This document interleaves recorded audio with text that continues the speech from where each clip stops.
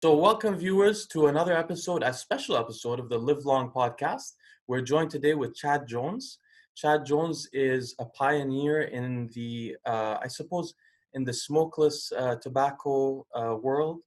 He owns Snoopy.com.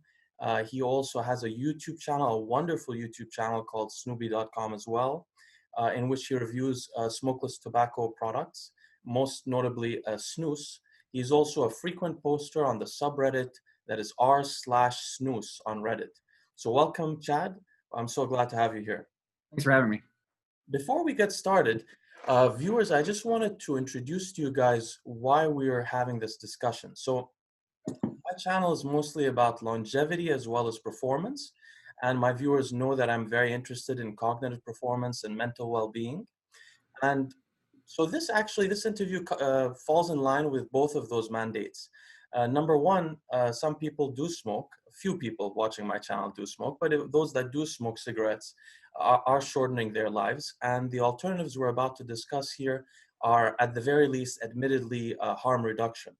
And in some cases, you may think that they are actually not very harmful at all. The second thing is that we'll be talking about nicotine, which has a profound influence on cognitive performance. Now, briefly, I don't want to talk too much. I just want to introduce you guys. I have a series on the channel, which many of the newer viewers may not have seen. It's called the Cholinergic System. In our brains, we have a variety of neurotransmitters, and neurons have receptors for those neurotransmitters. There's one neurotransmitter called acetylcholine. It's natural in our body. We consume choline from food, and it turns into acetylcholine in the brain. Acetylcholine is very much involved in the learning and memory processes in the brain. Now, as often happens with brain neurotransmitters or receptors of brain neurotransmitters, some of them are named actually after drugs that agonize, which means stimulate those receptors on neurons.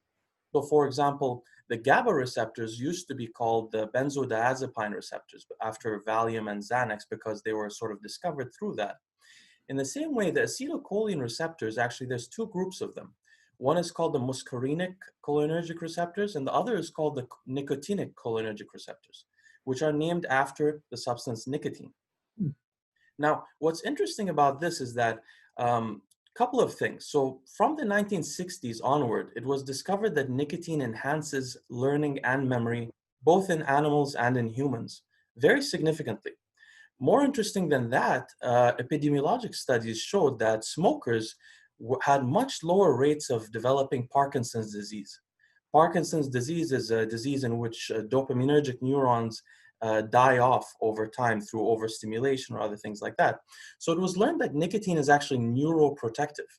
Now, what happens is that nicotine agonizes these nicotinic cholinergic receptors in the brain, and consequent to that, at least three monoamine neurotransmitters are upregulated in the brain. One is dopamine, one is serotonin, and one is norepinephrine. And that's why smoking is considered addictive, because although nicotine's agonism of the acetylcholine receptors isn't addictive, the downstream effect on dopamine is. However, remember that Parkinson's is actually a disease of dopaminergic neurons. So even though it releases dopamine in the brain, it's not an unhealthy kind of release. It's actually protective. So for this reason, myself, as well as many others on the Reddit subreddit Nootropics, I don't know if you've ever been there, Chad, it's a huge subreddit, but a lot of people use nicotine to help them study, to help them learn, and some do it for even cognitive, just preserving their cognition over the years. Now, most of these people, unfortunately, use nicotine gum, which is extremely expensive in the US. Yeah. By the way, I'd love to talk to you about that, actually. And anyway, personally, just my background story is like Chad, I was a smoker when I was younger. I grew up in an area where a lot of people smoked cigarettes. I grew over time to love tobacco, not cigarettes as much, but I also used to smoke an English pipe. I used to enjoy all kinds of tobacco. And a few years ago, of course, because of health conscious reasons, I switched to vaping. But I became very suspicious of vaping because of a couple of reasons. Number one, I don't think that the lungs are supposed to be inhaling, fumes like that in general, even if they are humidified.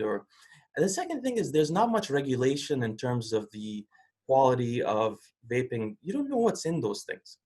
So even though I got myself to a very low nicotine tolerance over a couple of years of vaping, I eventually moved on to snus instead of nicotine pouches. I didn't know about the nicotine pouches. Yeah. I've had the time of my life in the last year or so with snus. I really enjoy it. And the person I learned the most from is actually Chad. So I actually talked to Chad a couple of times, probably on Reddit. You didn't know that, but probably a couple of times. Yeah, I may not have. Yeah. He's very receptive on Reddit and extremely helpful. And he has a wonderful channel where he reviews products, and also his wonderful personality comes across in the channel. And so I'm really a great fan of yours, and glad to have you here. Well, to sidetrack, what now I'm curious. What so what snooze products do you use yourself? Like, which ones do you like? What kind of flavors? So that's what we'll get into. So I'm actually very ignorant about the snus products. I've been very careful because, so actually we should talk about this briefly here, which is I just want viewers to understand what exactly is the danger of tobacco. So when you smoke tobacco, anything you combust and smoke, you end up getting what are called polyaromatic hydrocarbons, which are damaging. Now that happens also when you grill meats. I know Chad is you may Yeah. be a chef actually, but he definitely went to culinary school, right? Yeah, I did. That was my first degree, was a culinary arts degree in 2004, and I was a chef de cuisine over. It doesn't exist here anymore, but we used to have a Peabody Hotel in Little Rock, and I used to oversee our restaurant there and supervise our banquet department and all that. So that's I think that's why I got to where I can review snus and pick out flavors really well, is because of that culinary background I have. I noticed that it comes across in your reviews very much. But when you grill meats, and they say sometimes if you grill meats and it gets a bit charcoaly, Yeah. it's unhealthy. That's unhealthy for the exact same reason that smoking anything is, including marijuana. Although people don't like to talk about it now, they all claim that smoking marijuana seems to be healthy, but it's not. It has polyaromatic hydrocarbons as well. Mm. Now, smoking tobacco has that, but it has another element which I know Chad knows about, which is nitrites and nitrose compounds. So Mm. this is when nitrogen-related compounds form with proteins usually, and these can also be found in bacon. Bacon has this, especially when you cook it at a higher temperature, and most processed meats. The reason why processed meats are considered carcinogenic by the World Health Organization, which obviously nobody trusts that organization anymore at the moment, but generally they're considered carcinogenic, is the exact same reason that some tobacco products are considered carcinogenic. So for this reason, And coffee. Snus has less carcinogens than a cup of coffee does. yeah, I mean that's what we want to get into. So, before I ask you about that, I'll just answer your question quickly. I've personally been using General Snus, the original flavor, and I've been using the white one as well. Actually, right now I have a white one in, Yeah, but same. the long one. But you usually use the slim cut. Yeah. But that's not, yeah. Oh, the G3. I'm going to ask you about this. Okay, we'll get into all of that in a second. Okay. So the first thing I want to ask you about is, let's just make sure I covered all this. Well, I wanted to ask you, you don't work as a chef at the moment. What do you do out of curiosity? No, I worked in restaurants for probably close to 20 years, and my kids started getting older, and I wanted to be at home with my kids more, so I went back to college again. I got a degree in public administration, which is a subset of political science, to do government work. So now I work for the state here where I live. Oh, of course. Yeah, I know about that field. That's fantastic. Okay, so, well, you do a lot then. I can understand how busy you are. He also has 5 kids and a wonderful family. So And this a is good. farm. And you live in Arkansas, Yeah. Little Rock, Arkansas? Our farm's about 30 minutes outside of Little Rock. We live in the country. My wife and I hope to have a farm one day as well. That's really wonderful. He also has a second channel about the farm, which I watched also.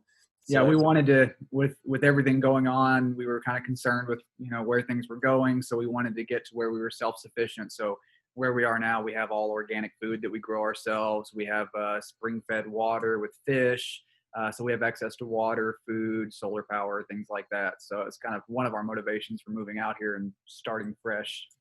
that's wonderful. That's very admirable. I really like that. Okay, so let's get into some of the questions about snus. The first thing I wanted to ask you is, when you're talking about quality of snus, Now, I know you talk sometimes on your channel, just for the viewers to know, there's one major brand of snus, which is called, I guess, General, not the Yep. brand, the manufacturer. Yeah, General Snus is made by a company called Swedish Match in Sweden. To go back to many years ago, there were a ton of brands of snus in Sweden. And to help fund the war effort, they were all monopolized. And then after that, the Swedish Match company bought up all these brands and became Swedish Match, which also makes matches, coincidentally. And now Swedish Match is still the #1 producer of snus in Sweden. They make, amongst others, as it's sold here in the US, General Snus. And they're kind of looked to as the big company. So in Sweden, as many know, or as your viewers may not know this, but in Sweden, snus is regulated as a food product. It doesn't carry, whereas in the US, we have these warning labels. In Sweden, we don't have these, the same warning labels we have in the US, because it's been studied to death about the health benefits and all that. And one of the reasons is because of, to get back to Swedish Match, is they produce according to a standard called Gothiatech. When I was in their factories back in 2010 and got to view their manufacturing process, it's much like if you've ever been in a chemistry lab before. It's not a bunch of people working in a dusty basement with tobacco leaves. It's very scientific. For example, in these cans like this, well, mine's jacked up, but usually it comes in a formation. They're so particular about their snus. If the formation is off by a millimeter, they throw the whole can away. So they produce according to a standard called Gothiatech, which now in Sweden, all the other manufacturers do as well. It's a lot of different standards about production, quality, health standards. Everything is analyzed thoroughly to make sure that when the consumer gets the product, it's as healthy and safe as humanly possible, as you can get with a tobacco product. Well, we should mention briefly, I realize some people listening to this will have never tried snus. So snus is, historically tobacco was smoked, but there was also a very popular kind of tobacco called snuff, in which people, which I'm going to ask you about your experiences with, but a snuff is where people used to inhale a snus or a tobacco, finely ground tobacco into their nose. The Swedish seem to independently create a method of putting the snuff, I guess you know more about the history, but putting it in a bag and putting it in their lip.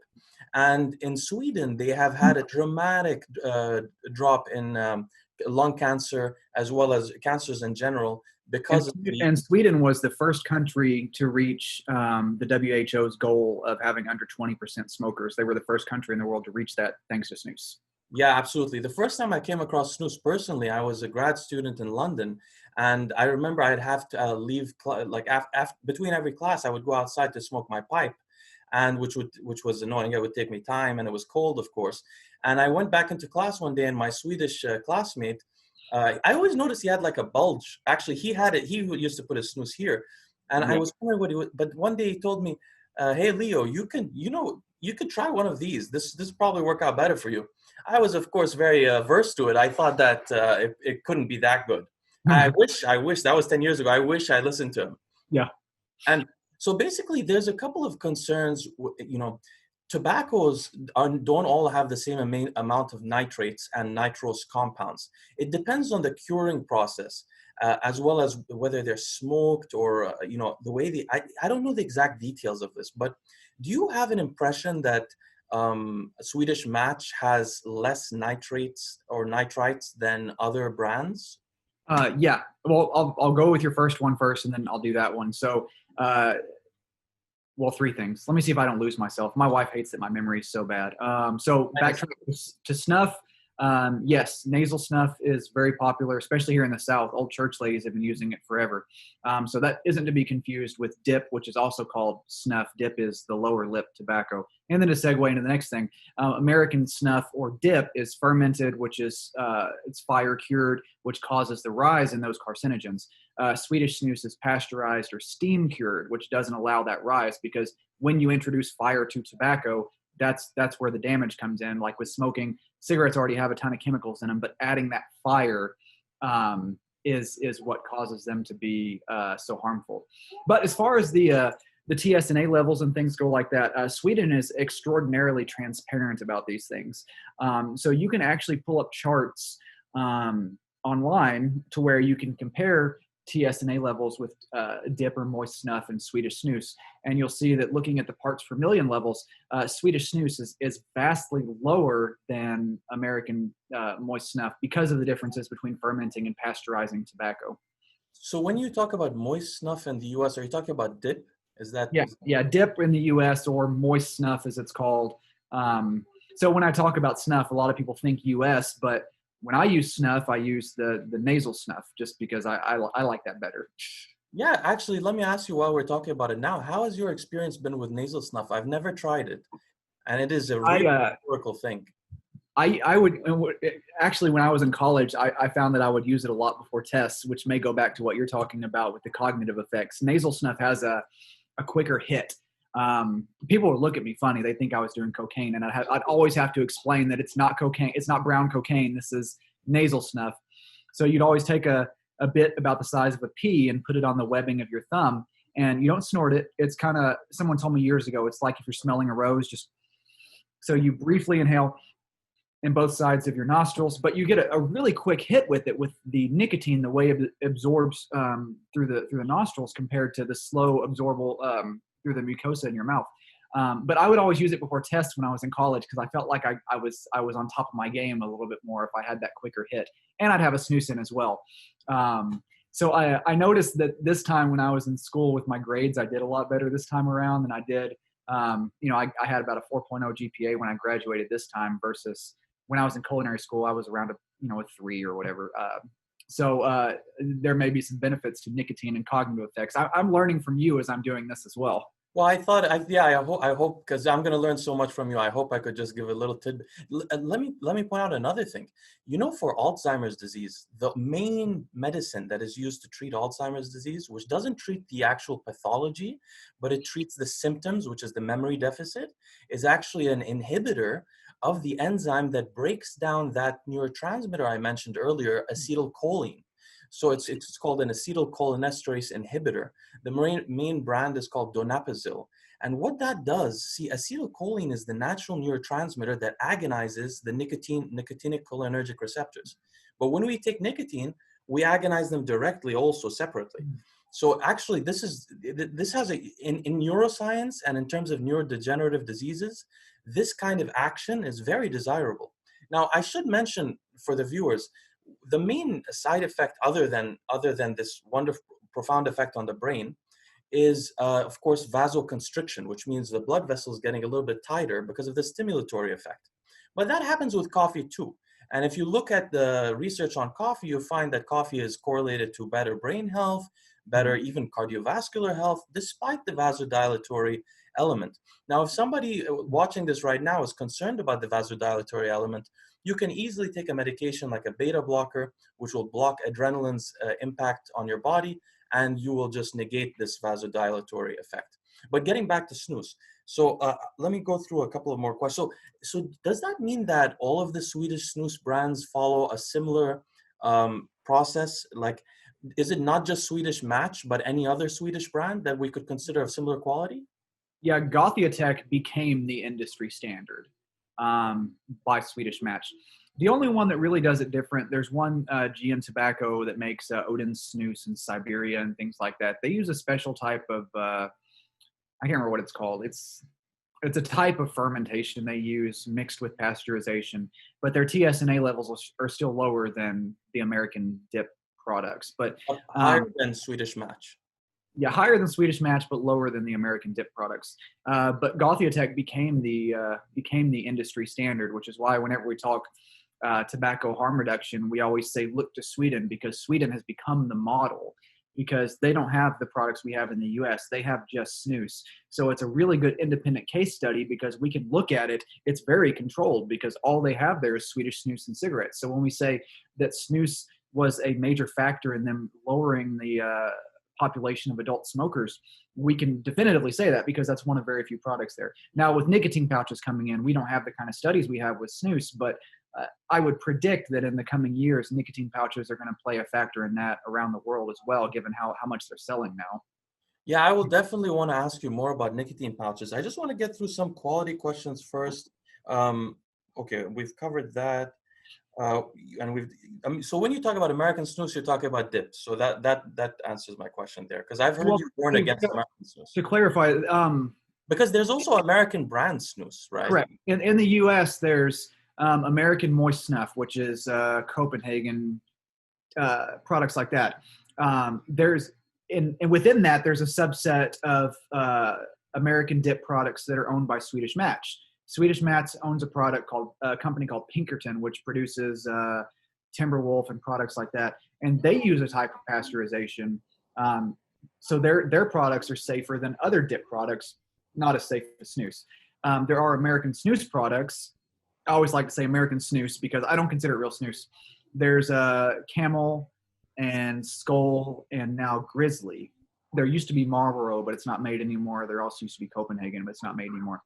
But with those, we don't have the same level of transparency we have with Swedish snus because those companies don't like to release the information we have about those, which is why when I talk harm reduction, as an advocate, I don't suggest those products because I don't want to suggest something if I don't know how safe it is.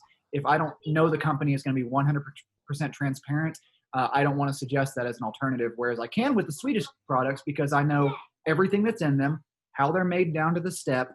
I can look up every level as far as TSNA levels broken down to exactly what particular component is in each product. So that's why I suggest the Swedish products over the American ones.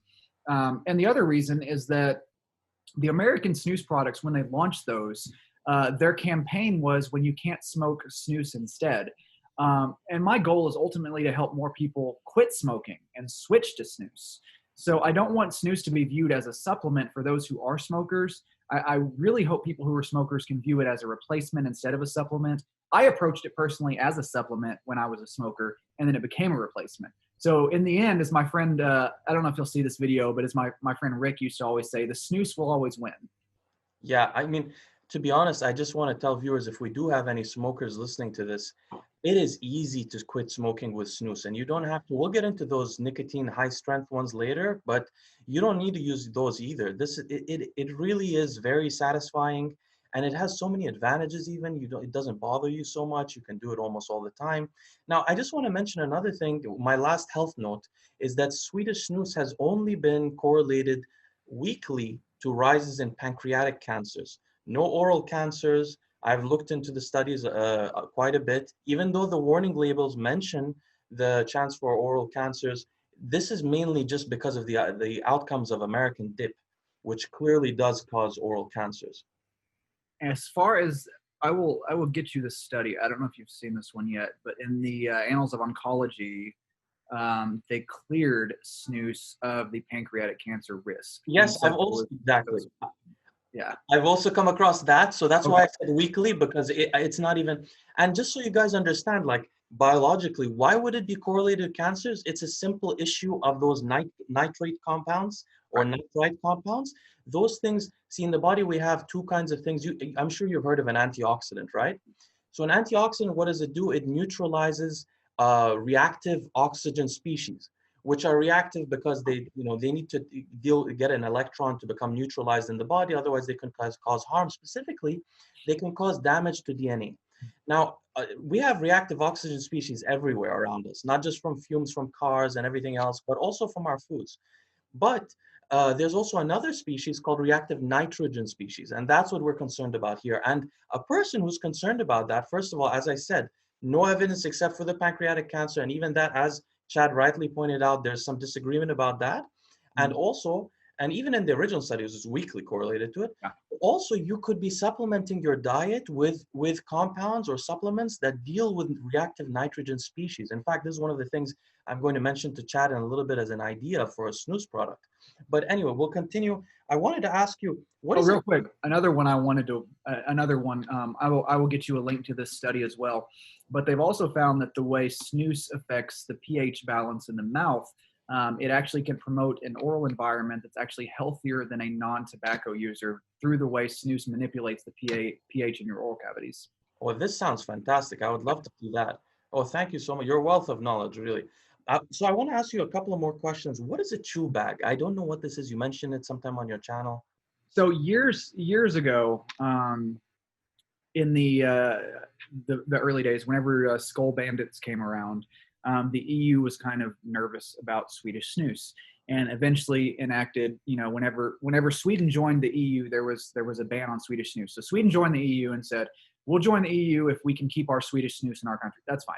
So, it was kind of murky for a long time. There were some stores that were selling snus into the EU, and there was one called Snus Worldwide that eventually became the pariah, and then that shut down very strictly all of these things. So for a long time, people in the EU couldn't get snus, and they were wanting a safer alternative. So V2 Tobacco came around. There's this company in Denmark. Side note, in Denmark, there's a company called V2, there's a company called AG Snus, and there's also Ministry of Snus. They produce Swedish snus, but also to Sweden standards. So V2 came around and introduced a product called Thunder Chew Bags, because in the EU, chewing tobacco is legal. Also, cigarettes are legal. Makes no sense at all. But chewing tobacco is legal. So they said, okay, how do we introduce an oral smokeless tobacco product that's the safest Swedish snus? We work within the EU constraints of what we have. So they looked exactly at what they could do, and they found that, okay, so if the tobacco is ground, it's considered snus. We can't sell that to the EU. But if the tobacco is cut, we can sell that into the EU. So they produced the tobacco, they pasteurized it, so it's made the same way as snus, but they cut the tobacco. So it was technically considered a chew. And then they found that they could put it in bags, make it a portion like snus, but call it a chew bag. So where it's made the same way as snus, it comes with cut tobacco and a thicker portion material, which allowed it to be legal in the EU. It doesn't make any sense, but it's all verbiage and nomenclature that allowed that. So people in the EU have options with those, and with the nicotine pouches. There's great organizations out there like EU for Snus that are fighting for snus in the EU, but as of right now, they have those options at least, which are very close to snus. That was such a helpful explanation. I finally understand. And just for the viewers that don't know what cut tobacco is, snus is ground into a powder kind of form, and cut tobacco is just cut finely, right? Is that a good explanation? Correct. Yes. I don't have any with me. Yeah, but yeah, snus is ground into a moist ground tobacco. So whereas, with dip, for example, you when you look at it, you see little strands of tobacco. With snus, you don't see that. It's almost like a putty, like some have compared it to Play-Doh, and it's packed and formed. So with the cut tobacco, it's almost like those little pieces that you would see, but it's still pasteurized, so it's still as safe as snus, but all the words are switched around, so it's legal in the EU. Now, some countries are attacking that. Like Germany is going after chew bags now, and they've outlawed chew bags. So some countries individually are going after these products, but as far as the EU as a whole, they're still legal. Which, by the way, Chad, is such a shame, because I lived in Europe for a while, and they smoke a lot of cigarettes there. They do. Across, I mean, not as much in Sweden and in Scandinavia, but in England or in Germany also, people smoke regularly. It's very acceptable compared to in the US. It's also interesting to note that France has a high percentage of smokers, and that's where that study is coming out now, that nicotine may prevent the COVID-19 from bonding to the ACE receptors. So that's one study we're watching really closely right now. Of course, and actually my wife is from France, and they smoke a lot there. Whenever I gather with the French people, I live in California, but whenever I gather with my wife's friends, I notice they're all smoking cigarettes. And it's shocking that they would try to ban snus in these kind of countries. But I wanted to ask you another question, which is, I notice sometimes in your videos that you use loose snus, which doesn't have the pouch with it. You pack it. It seems complicated. I was averse to this because I imagined that it would cause more staining, or it would be more difficult. What do you like about it and dislike about it? Okay, so on the subject of the staining and things like that, I want to share an interesting story. So every year I go to my dentist and I get my regular oral evaluation. And my dentist, I've gone to the same dentist for like 20 years now, so he knows me really well. And he always notes that when I come in, that my oral hygiene and my teeth are cleaner than a lot of non-tobacco users that he sees. So I always tell people, if you're going to switch to an oral tobacco product, by God, you want to be exercising proper oral hygiene. So I brush, floss, and mouthwash 3 times a day. I think that's very important when talking about oral hygiene. So with some products, for example, with the general white portion. It's a white portion. Doesn't have as much moisture. You're not going to have as much drip or running onto your teeth. You know, with some products, we have the original portions. They're going to run a little bit more. So I always just suggest to people to you know, take care of your oral hygiene if you're going to use an oral tobacco product. You know, because it can stain your teeth if you're not careful. But as far as loose, what I like is that loose gets you as close to the tobacco as humanly possible. And I am a tobacco lover. So you don't have that thin layer of paper separating you from the tobacco. Is this video, do a lot of adults see your channel? Yeah, only adults, yeah. Okay, so it's the difference between having sex and dry humping. Is the best explanation I've ever heard for it before. Loose snus is actually having sex. You know, you get a full release of flavor, a quick release of flavor. It's great. There is a bit of a learning curve, but it's, you know, it does get you really close to the tobacco. It's a great experience. And for me, it's, you know, it's about where you are and what you're doing. I use loose when I'm outside tending to my animals because it's what relaxes me the most because I'm right there with the tobacco. Now, to people who may be watching this and they want to try snus, I don't suggest going right to it, but it is something to keep in mind and try out. It's much like you said you smoked a pipe. You know, I still enjoy an occasional pipe. Frog Morton on the Town is my favorite pipe tobacco. So whenever I do a pipe, I have a specific chair that I sit in. I have a specific thing that I do when I'm doing a pipe because it's what I associate with, you know, that particular activity. Loose is very much the same way. Okay, this sounds great. I'm gonna try it. Actually, I noticed there's a Gothenburg Rapé Loose, I think. Yeah, that's Yeah. what I use. Yeah, I'm gonna ask you about that flavor as well in a bit. I'm on my next order list actually. The one other thing, just to be, you mentioned white and moist tobacco. I wanted to ask you, is the white tobacco just dry, or is there something else that's different about it? So with snus, it's back when I first started, all you had was white and original portions. It wasn't as complicated as it is now. But with snus nowadays, you have two types of portions: a white portion and an original portion. Mm. When they manufacture it, at the very end of manufacturing, there's a step where they add moisture to the portion. That's what makes an original portion. It's an extra step that adds moisture to it. The white portion doesn't get that step, so it's a little bit drier. You get a longer lasting flavor with a white portion, but a slower release of flavor. With an original portion, you get a quicker release of flavor, which is why I like them, but the flavor doesn't last as long. And with these, you get a little bit more drip onto your teeth. Yeah, my impression of the drip, by the way, is that just for you guys to know, the viewers, when you do use a snus, you'll notice that your teeth will have a bit of a discoloration, but once you brush, usually it goes away. Not usually, in my case, all the time. And if there was any kind of staining, it would be the kind of staining that would be so light that your normal tooth cleaning at the dentist would remove it.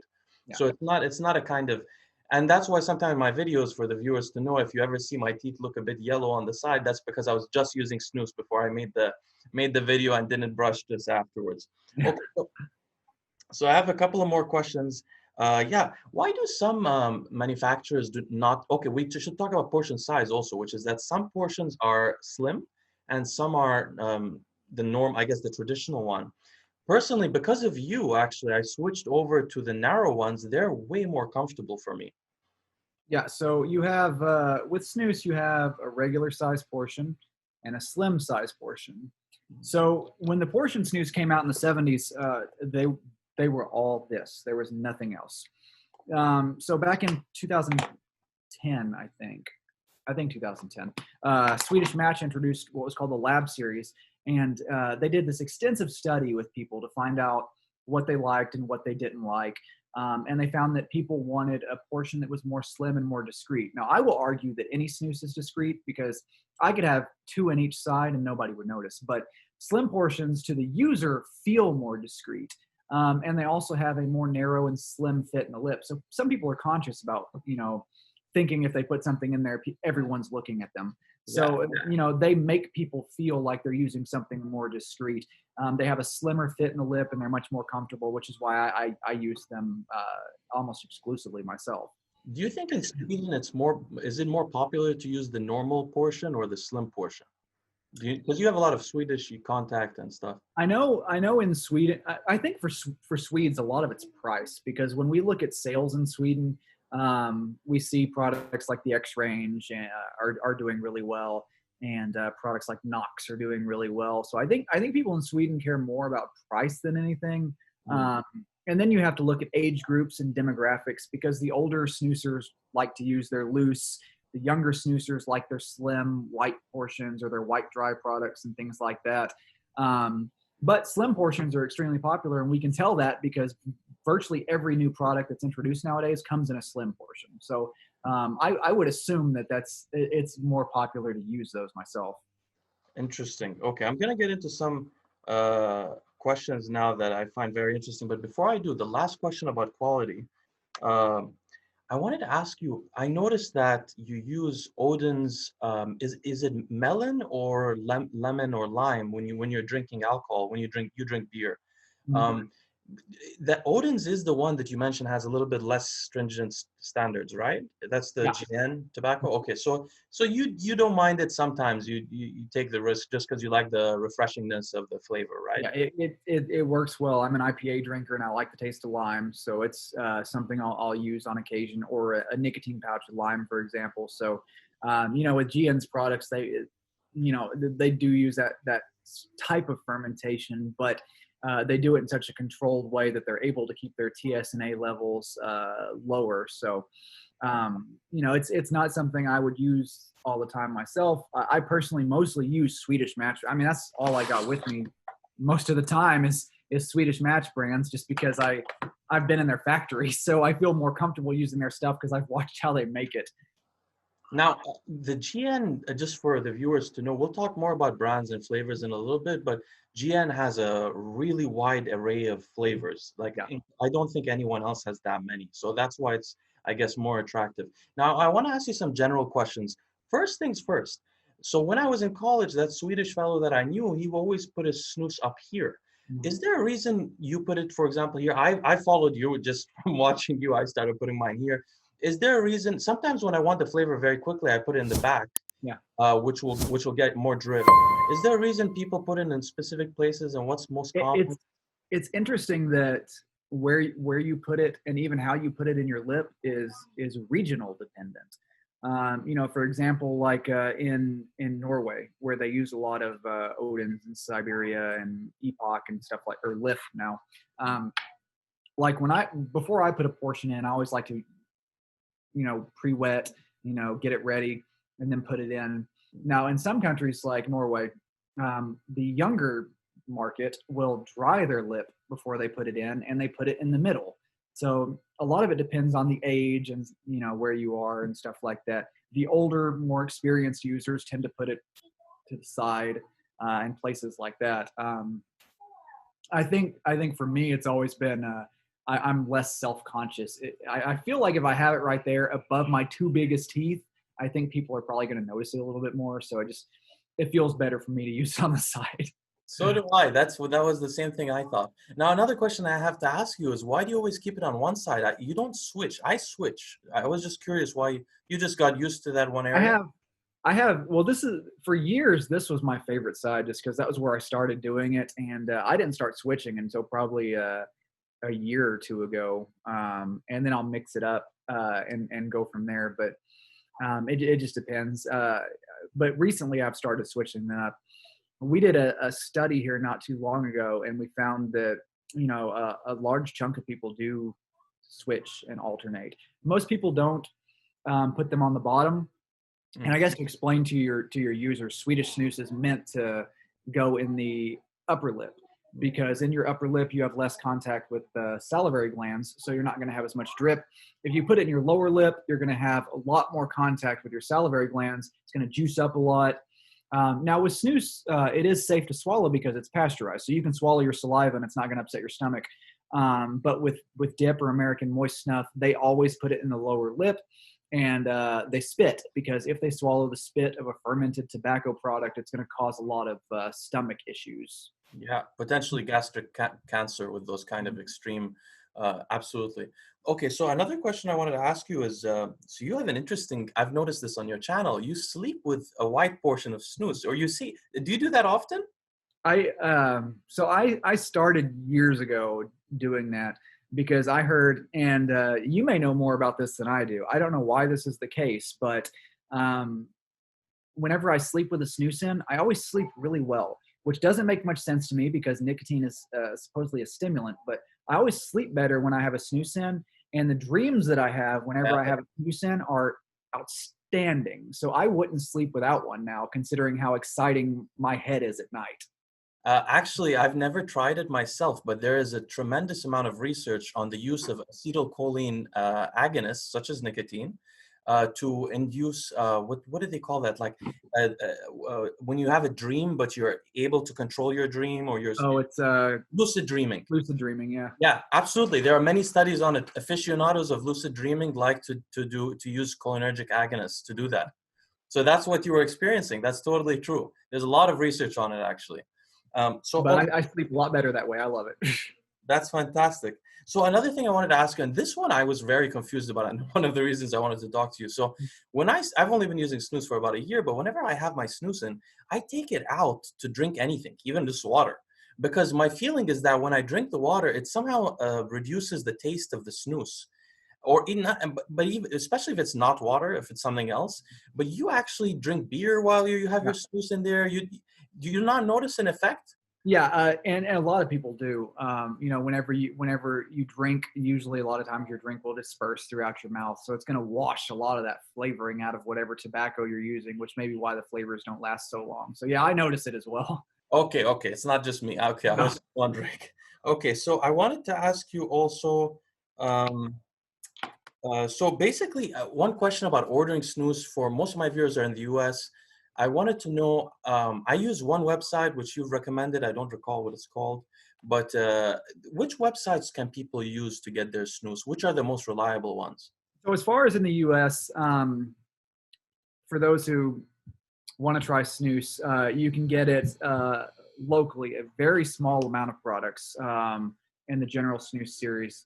You can go to generalsnooze.com and find a store locator, and it's virtually all over the U.S. now. So I always suggest people do that first because it's a good introduction to see if this is something you want to do or not. But other than that, there's a wide variety of products sold online. There's probably about 300 snooze products produced nowadays. In the U.S., you can only get 6 or 7. So a lot of the popular ones now are snoozecentral.com, which I've used for like 11 years now, snoozeme.com and snoozedirect.com. Those 3 seem to be the most popular nowadays. And whenever you order snooze online, because of the PACT Act of 2010, they have to age verify it when you get it delivered now, so kids aren't ordering tobacco online like they used to do, which as a father of 5, I think that's great. So it costs a little bit extra. But because of that, if you order snooze online, you get it in 2 or 3 days from Europe, which is really impressive, and you get tracking information. I just got an order this morning that I ordered 2 days ago. So I always suggest start locally, generalsnooze.com, hit up their store locator, try it out. Eventually, most people kind of migrate from that and are like, I want to see what else is out there. Go online, you can see the variety, 300 plus products, and then you can order it, have it shipped to your door, and get it in like 2 days from Sweden. So there's a lot you can try out there, but I always suggest starting locally. Now, is there any advantage to the other websites? I use Snooze Central, actually. So I was curious, do the other websites carry things that Snooze Central doesn't? I mean, yeah, a lot of it depends on, Snooze Central. One of the reasons I use them so much is because they're a big company. So they always have, they're getting deliveries like every other day. So when I order from them for my bulk orders for what I put in my freezer, I know I'm getting something that was just delivered. So it's super fresh. The other companies are smaller, so theirs may not be as fresh. And then snoozeme.com is the one I use a lot because they tend to get the newest products first, which is a benefit of smaller companies. So I can get products for review really quickly with them. I guess to pepper this into the discussion, with snooze, whenever you get it, on the bottom of a can, there's a produce date and an expiration date, or it's a best before date, not an expiration date. Snooze is naturally stored cold. So whenever you get something, if you're not going to use it before that best before date, you can throw it in the freezer. I have snooze in my freezer in the other room from 2009 that I still use. So snooze lasts virtually forever. So I don't pay too much attention to those expiration or best before dates. But really with the stores, I've always stuck with Snooze Central because I know that I'm getting something that basically rolled off the factory line and was shipped to a store, and I have it 2 days later.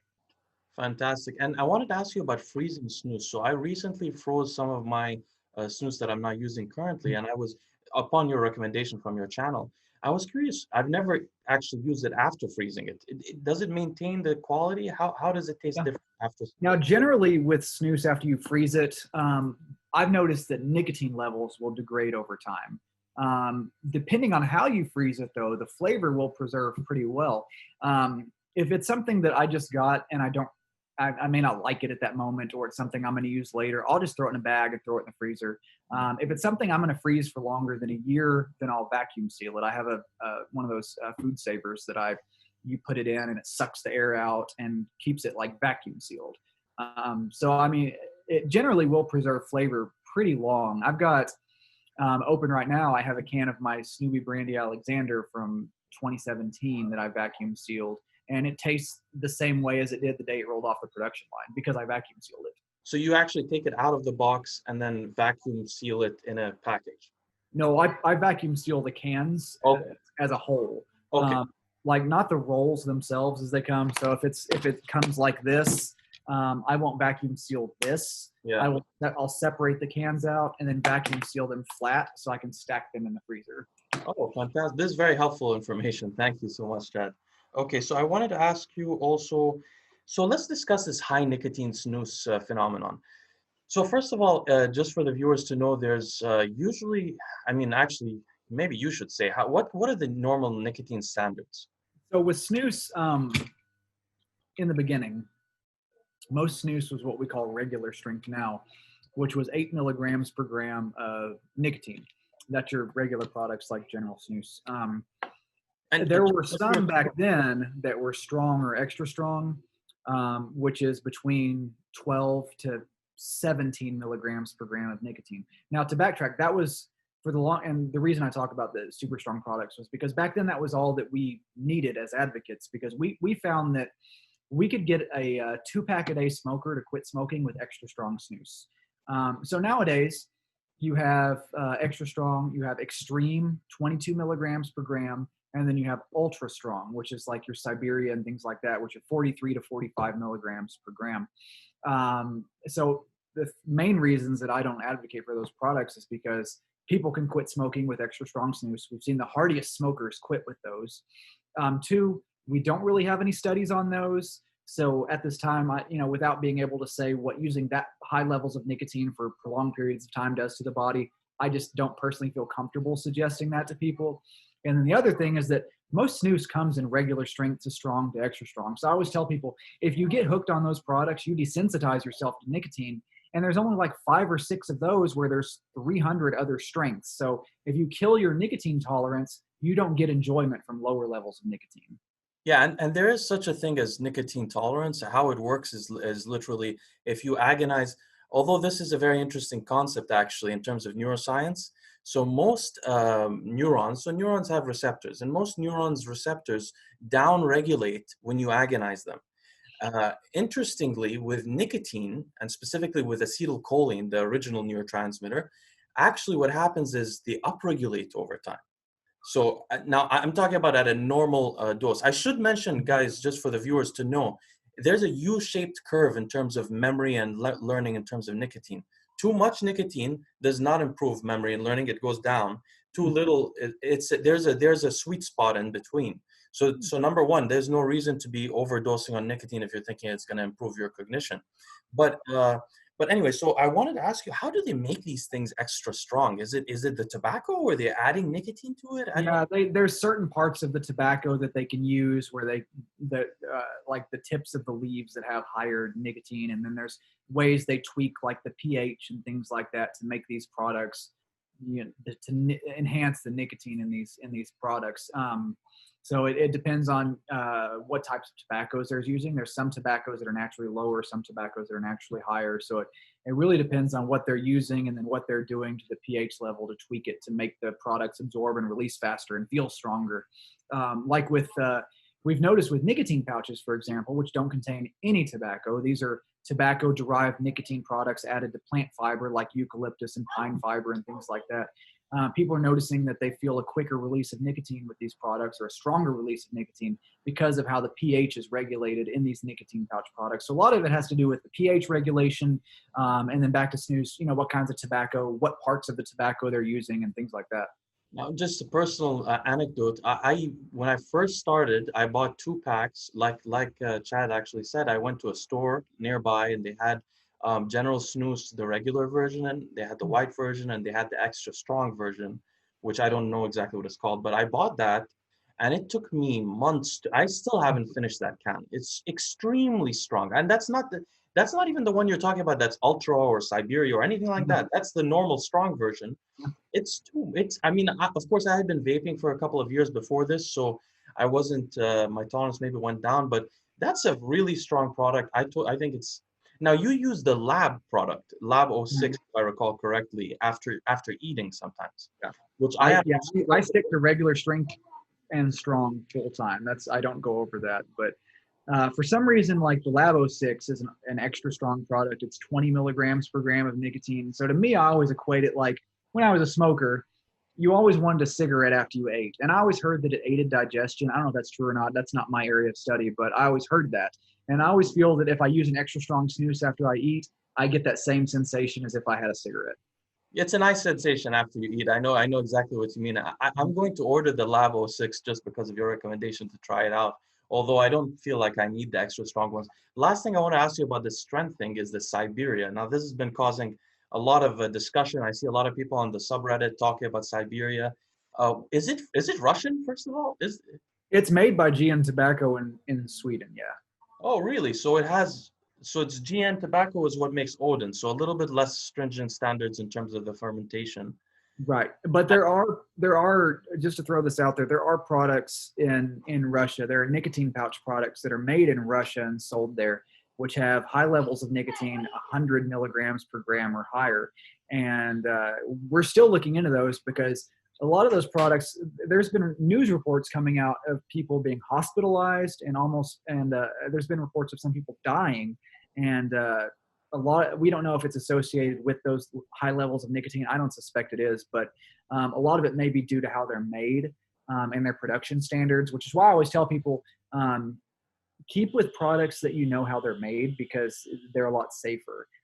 If something is shady or a new product comes along and you can't look online at how it's made, or you can't even find a website, steer clear of those products, because if you're going to put something into your body, you need to know how it's made.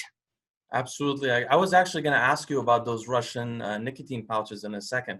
That's great that you answered that. The last thing I want to ask about these general snus questions is, can you reuse, but I do personally, but do you reuse your snus? Like sometimes I feel like, especially when they're not white, the flavor goes out. I actually put it in that top lid where you're supposed to throw away them, but sometimes later on I'll reuse, and sometimes I'll take 2 because they've do you ever do that? Do other people do that? I don't, but some people do. It's not unheard of. Okay, I was wondering if I invented that. Okay, it's not very pleasurable, but I feel like I'm saving some money. Yeah. Yeah. Okay, so I wanted to ask you now about brands. So we talked about the quality of Swedish Match. Actually, let's discuss this a little bit. So the Swedish Match has a bunch of different brands within it, including General and, for example, X Range that you just mentioned. And there's a bunch of brands. Now, about these brands, some are labeled economic. Labeled economic, is there a difference in quality? Some of these products, they may use cheaper tobaccos. For example, General Snus, they use 23 types of tobacco that they gather from all over the world, which is why General may cost more. With some of these products, they may use cheaper tobaccos, but it doesn't really affect anything in regards to how it's produced, because it's still all pasteurized. And then the other thing that they'll do is they'll tweak the weights. So whereas with General white portion, for example, this can has 24 portions in it. It says it's 24 grams, so that's 1 gram portions. Now with some of the other ones, like the X Range, for example, they'll put less tobacco per portion, so and less portions per can. So with X Range, you get 21 portions in a can, and I think they're 0.8 grams, if I'm remembering correctly. So less weight, less portions, cheaper cost. But then with some other brands like Granite or Connect or Caliber or some of those other ones, they may use cheaper tobaccos or things like that to make them fall into that budget category. And what we found is that in Sweden, these budget products are actually selling better now. It may be because a lot of the older snoozers are dying out, whereas they used to be very brand loyal with General. But products like Nox by Scroof, X-Range by Swedish Match, Granite by Fiedler and Lundgren, these products are very popular because more people are looking at cost now than having a name brand snus with expensive tobaccos in it. So you mentioned Scroof just now. I wanted to ask you, other than the Swedish Match products, and by the way, for the viewers, if you're planning to purchase these on snoozecentral.com, all you need to do is go to you can either, Chad has a great video on this, but you can organize it by brand or by manufacturer. So you can go to the manufacturer, you see Swedish Match, and then under that, you'll see all their brands listed. All their products. And so you know that those have that level of in terms of the nitrites and all these kind of things, they have a level there. The GN, as we discussed, has some fermentation, not as bad as American Dip. Scroof, I don't know who makes it. Scroof is it's a company called Scroof, and they came around, a decade plus ago because they were kind of like an indie label, whereas you have Mercury and RCA pumping out records. Third Man by Jack Johnson in Nashville is an indie label. So Scroof was kind of like an indie label for music. They pumped out these, cool white cans, which no one had done before because that was different. They added rose oil to their Bergamot snus because that was different. No one else was doing that. So Scroof is kind of an indie label, but they're a big company now. They're owned by Imperial Tobacco, and they produce according to Gothia Tech standards, and their TSNA levels are on par with Swedish Match, for example. So, in Sweden, you have the bigger companies are Swedish Match with General Snus, Fiedler and Lundgren, which produces Granite, and the Lundgren series, which is now very popular. Scroof is up there in popularity. And then you have some of the other companies like Nordic Snus, which produces LD, which is a budget snus. But Scroof is up there in that top tier with quality along with Swedish Match. So if you had to list the top tier quality in terms of the not fermented, following that, I keep forgetting the word you're using, it starts with G, but that process or procedure that or not procedure, but the agreement they have in terms of quality control, you would include Swedish Match, you would include Scroof, and what else would you include? Fiedler and Lundgren with their Lundgren's brand. The production standard is called Gothia Tech. Gothia Tech, okay. Yeah. So, sorry about that. So those are the three that you would include in that level. Okay, great. That's very helpful for the viewers because they're quite health conscious. Okay, so I asked you about economy brands a little bit and the rank of manufacturers. I wanted to ask you, so there's Odin's, and then there's Old Ving also has a lot of flavors. Yeah, Old Ving is GN Tobacco's budget line. Odin's is cheap. Old Ving is one of those cheaper brands as well, made by GN Tobacco. Oh, so they're both okay. So all of the highly flavored ones come with these slightly fermented. Okay, now that makes it a lot clearer to me. And what about Jacobson's? Yeah, I know you. Jacobson's is it's produced on this small island in Sweden called Gotland, and they became well known because they use this type of tobacco called Alita tobacco that's grown on this island. Very flavorful tobacco, and they were a small company that started up many years ago. And at one point in time, to get products sold in the U.S., you have to go through this long FDA approval process. It's very expensive. It's very costly. Jacobson's was one of those that was approved for U.S. sales. So in the U.S., you used to be able to get Jacobson's products. They used to make traditional products, but over the years, they evolved to wanting to make products that appealed to American palates that were a little bit sweeter, like melon and cola and wintergreen. But here recently, Swedish Match actually bought Jacobson's, so they bought a controlling interest in that company. My hope is that it's so they'll push more products into the U.S. because they're already FDA approved. But their products are really appealing to people who are Americans. Like their cola snus, I love because I love the flavor of cola. But they're kind of a smaller company, but they became really popular because of those sweeter flavors that were a little bit different from what everyone else was putting out. When they put melon on the market, that was mind-blowing. People were like, who's going to use this? But it became really popular. So they kind of they look to Americans, but make a Swedish quality snus. And is it of the same standards, the Gothenburg Tech Yeah, standard? yeah. With Swedish Match, they bought V2 Tobacco in Denmark because of they wanted to push into the EU with their chew bags. V2 Tobacco in Denmark actually makes general chew bags for Swedish Match. So these companies that are owned by Swedish Match, V2 Tobacco, and now Gotland Snus, they're rigidly enforced with the Gothiatech standards because they fall under that Swedish Match umbrella. Oh, this is great news. So this means that I could use the Jacobson's melon, which I've been very interested in, and the cola, to be honest. Yeah. Okay, great. So now let's talk about flavors. This is a good segue. So I wanted to ask you, first of all, there's one issue. I always find that you get these short-term releases by Swedish Match that are unique flavors, but that are not available to us in the US. I don't think we can get them on Snooze Central. I don't know. I know you have special connections, but so is there no way for us to do it in an economically feasible way? No. Yeah, Swedish Match keeps those small batch special releases just to their store. Even stores in Sweden, like Snusbolaget, that sell in Sweden and only to Sweden, they won't even let them have it. So it's more of like a brand building thing for Swedish Match than anything, because they only sell it in their stores in Sweden and on their web store. Because some of those flavors look really great. I wonder, do they ever turn those flavors into long-term products? Yeah, so the small batch series has had 17 releases now. The fourth one was a product called Hallen and Licorice, or Hallen in Swedish is raspberry, Licorice is licorice. It became so popular that they released it as Catch X-Range Raspberry Licorice. So and people in Sweden, when they try these, they can vote on these products for how much they like them. So it became so popular, they released it full time.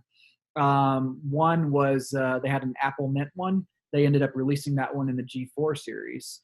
One was blood orange. They ended up releasing that in the G4 series as well, which is the white tobacco or the washed tobacco. So some of them, if they're really popular, they do become full-time products, but most of them, sadly, are limited editions. Like they made a coffee one that I really loved, and I'm not a coffee drinker, but I love the flavor of it, and we never saw it again.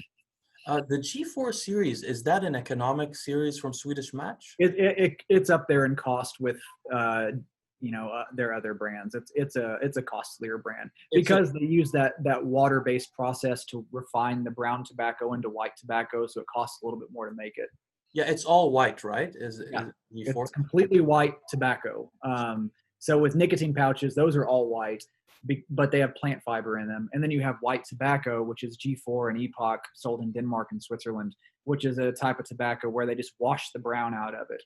And they say that's mainly so that when you use this type of tobacco, it's white before, during, and after use. So people who are really concerned about oral issues, they tend to flock to those products. Oh, so those are not just dry. Those are actually, the tobacco is white. White tobacco, yeah. I thought so. I'm glad you cleared that up for me. Do you enjoy them? Yeah, I do. Actually, It's not much of a taste issue. I'll grab one real quick and I'll show you, because I was just doing a review of this one. I was filming one yesterday, actually, but these white tobacco products, this one's called Epoch, and this used to be sold. People in the US used to be able to buy this one. So it's a white pouch that looks like a nicotine pouch, but the tobacco inside this is actually completely white. Fascinating. And you don't notice much of a taste difference between that and normal tobacco? No. Okay, so it's just now with the white tobacco, you don't taste as much tobacco, but as far as the added flavors, like this one is Tropic Gold, so it's like mango and passion fruit. So with this one, you can taste those added flavors as much as with regular snus, but you don't get as much tobacco taste because of that water-based process. Okay, so let's get into the details about the flavors. So I wanted to ask you, first of all, licorice. So not many people listening to this will think that they would want a licorice flavor. I think everyone's went through this. I saw your review of what you just mentioned, which is the X-Range Raspberry Licorice. I always try to figure out from your reviews if you really, really like the product, because you're always pleasant about it, except rarely. Sometimes you say that you don't like the product, actually, but very rarely. So, but I noticed that you were enthusiastic about that one and that you used it on your own. I saw your Excel spreadsheet. So yeah. I'm definitely going to get that one. There's another licorice product that you said is sort of okay. You like it, but it wasn't as good as, it's a pure licorice product. I forgot what it's called right now. But it's not as good as one that existed on the market previously, but is no longer available. Can you tell me what are those two products? Do you know what I'm talking about? I know General Licorice is the one that's not around anymore that I used to go absolutely crazy for, because it had a big tobacco taste and a big licorice flavor. Um, so as far as the one that the pure licorice one that I like now is called Catch Licorice White Portion. Um, so when I first started Snooze, when I thought of licorice as an American, I always thought of Twizzlers, because you go to the movie and you'd say, "Let me get some licorice," and they'd hand you a bag of the red Twizzlers, which are like cherry candy. Basically, it doesn't taste like licorice. Now in Europe, whenever you say licorice, it's black licorice. That's what licorice is. Or if you're cooking, it's like anise, Lakritz, salmiak, things like that. So I wasn't the biggest fan at first, because I ordered it, I tried it, and I was like, this does not taste like Twizzlers. So over the time, I got to where I really enjoyed black licorice, and now I eat it all the time. So Americans may try it and be like, this is disgusting, but over time, it actually grows on you. It's actually a really nice flavor. I mean, with cooking, people use fennel all the time in really good recipes, but it has like a licorice-like, component to it. So it's, at first, it may not be appealing if you're not used to it, but it grows on you and you really start to enjoy the flavor of it. And so right now, if you were picking one licorice flavor, you would pick the raspberry licorice from. Yeah. Yeah. Mm-hmm. Okay, that's helpful for me personally for my next order. Yeah, it's delicious. And I wanted to ask you about the alcohol flavored brands. Now, I have one. Actually, I don't have it right next to me right now, but I have the Mac Mira. Yeah. I don't like even the taste of whiskey, but I absolutely whiskey either. I like the Snooze. I love that flavor. It is unbelievable. It's a little expensive, but I'm really planning to buy more of it. I've seen you review several other whiskey flavors. Are any of them produced by the Gothenburg Tech standards? Yeah, Swedish Match produces the Macmira Snooze. Yeah, the Macmira one. But what about the other ones that you review? The other one, the Crafted Snooze whiskey, is produced by AG Snooze in Denmark, but they produce according to Gothiatech standards as well. So with products like those, you have Macmira, Crafted Snooze whiskey, and then there's Isla Whiskey Snooze, which is produced by GM Tobacco. Now with that one, they do use a certain type of fermentation because of the way they want it to taste. So it's going to have a little higher TSNA levels. And then with those, it really depends on what you're looking for. So, with Isla Whiskey Snooze, I like it because I like that tobacco flavor. Crafted Snooze whiskey is one that has a really heavy whiskey flavor. So people who drink whiskey like that one. Macmira, I like because it has, a pure whiskey flavor, but you also taste a lot of other things like tobacco and things like that. There's a tarry flavor to it. And, I smoke pipes and cigars, so I like that tarry flavor of tobacco. So I find that in the Macmira Snooze, even though it's much safer than smoking. Oh, it's a beautiful taste. I can't recommend that one enough. It's unbelievable. I don't use it all the time, but what I like to do is I like to vary the flavors a little bit through the day, so I don't get bored. And I feel like they accentuate each other. If you just use the Macmira, you go back to a regular one, it tastes. You always have to have a few in rotation, I feel like. And in Sweden, they don't do that as much. People are very, like when I was a smoker, I smoked one brand of cigarettes and that was it. In Sweden, the old snoozers are like that as well. They only use one brand. But nowadays, most people are getting to where they like to have that rotation of different flavors throughout the day. I mostly use General for a citrus flavor, Göteborg Rapia because I like that juniper and herbal flavor. And these are mostly what I use throughout the day because I like to mix it up. Now I have, Americana in right now just because I wanted something different. But most people, when they start using Snooze, will find that their first orders are kind of scatterbrained because you're just kind of throwing stuff at the wall to see what sticks because you don't know what you're going to like. But eventually a lot of people kind of settle into, okay, I like these 5 or 6 things, and they'll keep those things around and use them throughout the day. So, at first you kind of want to try everything out, but as you kind of mature and have done it longer, you get to where you know what you like. Now, why do you like the G3? When you say citrus flavor, just for people to know, the general standard, the standard general with the yellow cap on the front, is supposedly citrus. I don't taste the citrus. I just taste the nice. In General Snooze, they use what's called bergamot, which is a type of citrus, and if you're a tea drinker, bergamot is what gives Earl Grey tea its flavor. So when Johann A. Bowman produced General Snooze, 100 years ago, he got these 23 blends of tobacco from around the world, and he added just a spot of bergamot to give it a hint of flavor. So General Snus, G3 products like that, if they bear the traditional General name, they're a blend of tobaccos, spicy notes of pepper, and bergamot citrus. That's kind of become the standard. When people say traditional snus, the flavor profile is citrus and tobacco. So it's kind of became the standard for what snus tastes like. Even though most people use mint nowadays, when you say traditional snus, you're talking about citrus. Now, what? Just a couple of questions on that. Why the G3 instead of the standard one? Out of curiosity. I like the G3 because of, as we discussed earlier, I like the slimmer portion. And also compared to regular General Snus, I find it has a more balanced and subdued flavor, which is why I use it more. G3, the lowest nicotine level is strong, and I don't prefer to use strong products myself, but it's the only one I can get. So that's what I'll use, that or the X range, just because mainly because I like the slim portions more myself. I have a slim version that tastes the exact same as the yellow. It has the bergamot taste. It's a little distance away, but so this is the white version. There's a X, black version too. the original portion version, yeah. Yeah, wouldn't that be, is that the same as the G3 that you're using right now? For me, it varies. Both of them are good in their own right. I find with the General X range, the original version, which is the black can, that it's a more subdued flavor and it's lower in nicotine. It's much more mild and well balanced. So I will use that one interchangeably with the G3. It just depends on when I do my order, what I'm craving. Recently, I was craving a big, bold tobacco citrus flavor, so I went to the G3. It is interesting to note, though, on that subject that these black cans, Swedish Match is huge on the environment and sustainability. So a lot of these cans that are black are actually changing to gray because they found that the black cans don't recycle as well. It's crazy. Oh, really interesting. Yeah. So I wanted to comment, by the way, citrus bergamot is actually, people take it in supplements. It is one of the only supplements, herbal supplements. It's from an unusual strain of citrus plants, but it's one of the only supplements that dramatically, significantly lowers LDL cholesterol in men and women.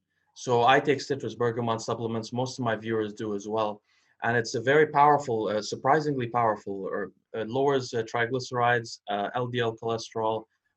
Surely you look like a skinny guy. You don't have a cholesterol issue, but it's interesting to know. It definitely probably also has antioxidant qualities, but I don't know how much it does have. So, I won't get into too much about. Oh, let's mention Godeberg's Rapier, which you just showed me. The flavor on that, I haven't ordered it yet, but it seems so well recommended by everyone, including yourself. It has some kind of unique flavor. How do Yeah, you? back when prior to the Swedish monopoly, in Sweden, there's a city called Göteborg or Gothenburg, which is a port city.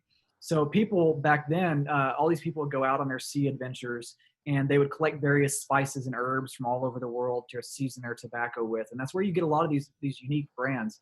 But when Sweden monopolized tobacco, they had to pick one. So Göteborg Rapia became one set flavor, which was tobacco along with juniper, lavender, citrus, and herbs. And the name Göteborg is because of the city. Râpé is because it's French for ripped. The tobacco was originally hand ripped, but it's not anymore. But it has a very nice flavor of juniper. For those who like gin, of course, that's juniper. And then, lavender, which is relaxing. And then you have your bergamot citrus in there as well. And then your herbal flavors. So for me, it's always been kind of a, whenever I'm not using General, that's what I throw in rotation with that. It's a very balanced flavor. It's something you can use all the time. Now there's also dessert flavors. Do these actually contain sugar? It depends on the brand. Some products nowadays they're using xylitol. It really just depends on the brand. But yeah, there's a lot of you see a lot more now. Like Scroof has a product called Menstoft, which is like a salted caramel vanilla type of flavor, and GN Tobacco has their Old Thing 99, which is a coffee vanilla flavor. So for me, I always call them dessert flavors because they're not something I'd use all the time. But if I wanted something sweet, that's what I'd go for. But some people are using these all the time now. So I guess it just depends on the person nowadays. Now, you should note that xylitol is actually antibacterial. has a significant antibacterial impact on oral hygiene. So xylitol gums are actually quite productive for people that have hygiene issues in their mouth. It's a useful additive, actually, if you think about it. Yeah, whenever Swedish Match, they launched whenever they first started kind of popularizing it before everyone started doing it, they had a product called Lab 22 and Lab 24, and they put on the can contains xylitol because everybody was getting really interested in this xylitol stuff. So now they have a product called the Lab 12 Mint, which is a mint snus that contains tobacco, of course, but it also contains xylitol as the sweetener in it. And then the nicotine pouches, most nicotine pouches use xylitol as a sweetener as well. Interesting. Okay, so I want to ask you a couple of last questions. The champagne tasting ones, my feeling is that you don't really like them that much. So I haven't ordered them. Am I right? And yeah, they're not something I would use all the time. Like I love champagne. Any chance I get to celebrate with champagne, I'm all over it. But for me, those are flavors that if I use something and I feel like I couldn't use it all the time, I really don't keep it around. Now, every now and then I'll get a craving for it. I'll want a can of it, but not something I would use all the time personally. So breaking it down, what's your current, and I know you mentioned this on your channel, but what's your current rotation? You have the G3, the Gothenburg Rapier. Do you have any, and then do you use the licorice, raspberry licorice from X Range as well? I always keep licorice snus in the freezer. So in addition to my other two, I just keep a third can around for if I get a craving. So right now it's been Americana, which as Americans say tastes like a cherry Dr. Pepper. So I'll keep that around if I just want something to mix it up with. And then I'll use Labo 6 after meals. And then mint snus, I keep around for after I brush my teeth. Because after I brush my teeth, I don't want something sour and citrusy. I want something kind of minty and sweet. So that's mostly what I use, like after I brush my teeth and use my mouthwash. Is the Americana, does it follow the standards that we were discussing earlier? Which yeah, this is Nick and Johnny is a product line from Swedish Match. So it has a variety of flavors. Like one tastes like red hot candies. They have mint flavors. They have Americana, and they have a spearmint one as well. Oh, I didn't know that. That's perfect because it sounds excellent. I just didn't know if it was actually American. Okay, yeah, great. It's delicious. Oh, great to know. Okay, so thank you so much for answering those questions. Now, just some brief questions about nicotine pouches. So you mentioned earlier they use some kind of herb in there and add nicotine from tobacco. Yeah, instead of tobacco, they use plant fiber and like Lyft, for example, they use eucalyptus and pine fiber. Some of them use cellulose, and then there's nicotine in there, but it's tobacco-derived nicotine. So they get the nicotine actually from tobacco. So these products have nicotine in them, but no tobacco. So people who quit vaping or smoking and they say, you know what, I want to quit tobacco, but I still want to use nicotine. So these products allow them to do that. Some people like myself, you quit smoking and don't really care, or just really like tobacco like I do. And, we don't mind using tobacco and nicotine because we know snus is still 98 to 99% safer than smoking, but some people just mentally want to quit tobacco. So these nicotine pouches are something for that segment of the market that wants to still enjoy nicotine, because as we know, nicotine is not going to kill you. So you can safely enjoy nicotine and then, subconsciously not worry about tobacco if you're someone who worries about tobacco use. Well, I could go a step further. I know you wouldn't say this, but nicotine will probably preserve your brain function and probably protect you from neurodegenerative diseases as well. But those pouches, do they release the nicotine really quickly? That was my impression. Some of them do because of the way that they're made. So you get a quicker spike, and with snus, the way it absorbs through your mouth. Whenever you were a smoker, you'd get that craving for a cigarette. So you'd hit your cigarette, and the nicotine would just, and you'd get that quick spike, but you would crash, and then you would want a cigarette immediately after that. The way snus absorbs into the bloodstream through your oral mucosa is that it has a more steady rise, but no fall. You have a steady release, and then you have kind of a plateau. So you can enjoy a snus for an hour or so and stay at that level. So you're not constantly having those up and downs and chasing a nicotine buzz like with a cigarette. With a snus, you get that steady release of nicotine into your blood. Very true. This is such a great description. I never thought about that myself, but it makes sense completely because, if you think about it, the quickest way to get something in your bloodstream is obviously to inject it IV. The second quickest way is to smoke something. Mhm. And the third quickest way usually is to snort something because of the blood vessels in the nasal cavity. Mhm. Actually, if something is extremely finely, if it's a nanoparticle, you can actually snort something and it'll actually go into the brain, because at the top of your nasal cavity there's a part of the brain called the olfactory bulb, which is actually exposed.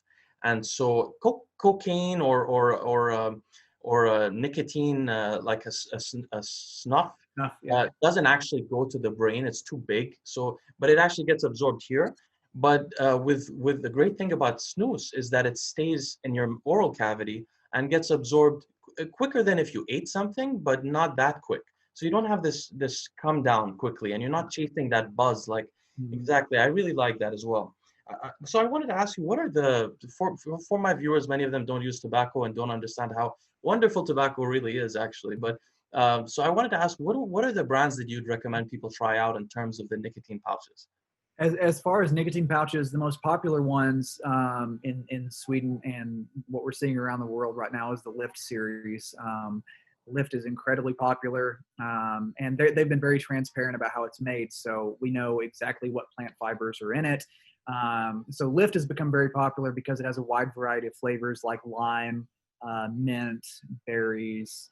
One tastes like energy drinks. I mean, it's got a wide variety of flavors. So the Lift series have become incredibly popular. So people who are looking to do that, by all means, check those out. If you're in the U.S., Swedish Match sells their Zen series, which is very popular. It's you may have even heard it on the radio. I mean, they can advertise this stuff. So the Zen series has your coffee, cinnamon, mint, wintergreen, and then places where there's flavor bans, they have a nicotine pouch in the Zen series, which is unflavored. So if you're in the US, you can go to the Zen website, find a store locator, and try those nicotine pouches. And then if you want to order online, I suggest checking out the Lyft series, LYFT, like the ride sharing app, and they're very popular too. And for the viewers to know, if you go to snoopy.com, the channel on YouTube, you'll see him reviewing a lot of nicotine pouches as well, so you can get specific impressions on them. One last question about nicotine pouches: how do their prices compare to snus products for us in the They're US? they're they're comparable. I mean, most of them are about the same price. You know, whereas snus can be $3 to $5 US a can, nicotine pouches are in that range, $4 to $5 US per can. Okay, I have three more questions for you. I'm very conscious of your time, and then I have one comment. Okay. So the three questions to begin with: coffee pouches. Now, I know your wonderful wife; she likes to use coffee pouches. I was wondering, is that for people who are used to using snus but want to not use tobacco anymore or nicotine? So I don't understand it. I would think that people would want to drink their coffee. Yeah, so the coffee pouches were introduced, in Major League Baseball. You know, I watch baseball, and I have since I was a kid. For the longest time, you had that mental image of the guy stepping up to the bat. He's got the lip bulge, and he's spitting before he takes his swing. You know, the Major League Baseball went after dip for because of that image that people saw. These guys in the Grimes company came along and said, you know what, we want to make an alternative. So they thought, let's put coffee in a pouch. Like Grinds, for example, has a quarter cup of coffee or 25 milligrams of nicotine per pouch, I think it is. Caffeine's a stimulant, obviously, and I guess people get a certain effect from that. Like my wife, she's a nurse, and she works a lot of overnight shifts, so she can't sit around drinking coffee all the time while she's running all over the place. So she puts those in her lip, and she gets the stimulation that she likes. So originally they were made to be marketed to people who were switching from American dip as an alternative. So you could have something in your lip that wasn't necessarily tobacco. And then you have, the CBD pouches as well for people who want to do that sort of thing. Which is my next question about the CBD pouches. Now, personally, I was not very much a fan of cannabis products in general for a variety of reasons, but because of my viewer base, I started researching CBD, and I discovered that CBD is profoundly neuroprotective, actually, unlike THC. Yeah. And it also has some pain relieving element, which comes from actually its effect on the capsaicin receptor. As a chef, I'm sure you know about capsaicin. It's the hot ingredient in the peppers. Yep. So actually, that's how it affects pain. And it's a bit desirable, but the thing is, the therapeutic dose to affect the brain would be something like 100 milligrams a day. And it would be very expensive to get that much from these pouches. from what Yeah, I. each CBD pouch is about 10 milligrams of CBD. So for a full can, I think there's maybe 15 portions in a can. So you get, 150 milligrams of CBD per can, but the cans are expensive. Whereas snus is $4 a can, CBD is $17 to $20 a can for the pouches. That's not worth it. That's to me, that's you're not going to get much of an effect on your brain from that. I think people just like CBD Yeah, because it's popular. it's very in and very trendy right now. Exactly. So anyway, we talked about snuff actually. So those were all my questions. Chad, I just wanted to leave you with one idea because I know you're very entrepreneurial. And actually, I didn't ask you about the Snooze Dot Biz, which is this website that apparently they make snus for people. Is that how you've had your Yeah, own? they're a company in Ukraine that actually makes Swedish snus. They pasteurize and everything, and they make Swedish snus, but they only make it in the loose variety. So they use expensive varieties of tobacco, so they only make it in the loose variety. So I've collaborated with them over the years on quite a large variety of snus flavors. I don't make any money off of them, but I collaborate with them because I see these flavors I want to put out there, and they're very generous to make them. And not only that, but consumers recommend flavors to them all the time, and then they make those too. So it's one thing I like about them is how open they are. Oh, I thought you owned the products. I was assuming you were. You don't. Okay, well, you really should end up owning some of these products. You've influenced the community so much, and I think you have such great ideas. But I wanted to mention one idea that I had, Okay. which I don't know how profitable it really could be. So I'm not really pursuing it, but I was thinking someone else should, which is, so the concept here is that the element that is concerning about tobacco products, of course, are these reactive nitrogen species. And there are compounds, herbal compounds, that they just like you have antioxidants, you have another term which I'm forgetting right now, which is anti these nitrogen species. And you could include these products, either antioxidants or the anti-nitrogen species, in the actual snus pouches, probably without affecting the taste, which means in the exact area where you're receiving the N-nitrose compounds or the nitrites in low quantities, of course, because of the process, you could also be getting those reactive, those molecules that react against and neutralize the nitrite element. Now, of course, I know the community isn't that health conscious to be that excited about it, but there's an element there. See, taking a pill to reduce the effect of the nitrogen species is one thing because it's not topical. But for example, there are studies that show that, for example, adding a topical antioxidant like vitamin E actually didn't work, but green tea did work. Adding a green tea extract of EGCG to the skin and then exposing the skin to UV radiation limits the amount of cellular of collagen matrix degradation and DNA damage that comes from the sun, from the UV rays.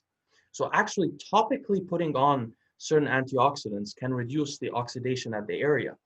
And so logically, scientifically, there is very much reason to add some of these compounds into the actual tobacco pouches. So something you may want to mention to some of your friends one day. I don't know how much it would really be commercially interesting, but these compounds are usually very cheap and usually tasteless. There's a market for everything. There's a company I think they're in Austria called Ferro that produces nicotine pouches, but they use black tea in their pouch along with their flavoring. So black tea has a lot of antioxidants as well. So does coffee. But in this case, it would be great to have antioxidants, but it would be really great to have something that is anti-nitrogen species. Like, for example, I don't know if you use the supplement melatonin to sleep. Yeah, sometimes, yeah.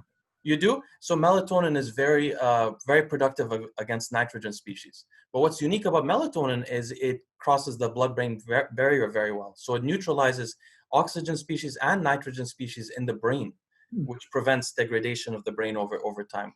It's a really good supplement, actually. Okay. Well, Chad, I have to thank you so much for being on the show. I know it was really difficult to schedule, and I really appreciate your time. Oh yeah, glad to be here. I've been planning our SnoozeCon event, which we're doing in live broadcast now because of the COVID. We couldn't all get together in a certain place, so I've been planning that. But I had an opening today, and I was like, all right, let's go. It's very kind of you. I really appreciate it. And I hope a lot of my viewers will benefit from this. And I really encourage you guys to go onto his channel, not just because of Snooze, but Chad has such a wonderful personality. It comes through in the videos. He's always upbeat. He does a great, like, I love when you hold the tobacco and the sound comes on. It's a great channel to watch. It's really uplifting. Sometimes sometimes even you're reviewing the nicotine pouches, which I don't like, but I just watch it just because I like the channel. So I hope my viewers will go over and check out your channel. Thank you again, Chad. I really appreciate it. Thank you. Thanks for having me. We'll speak soon. Thank you.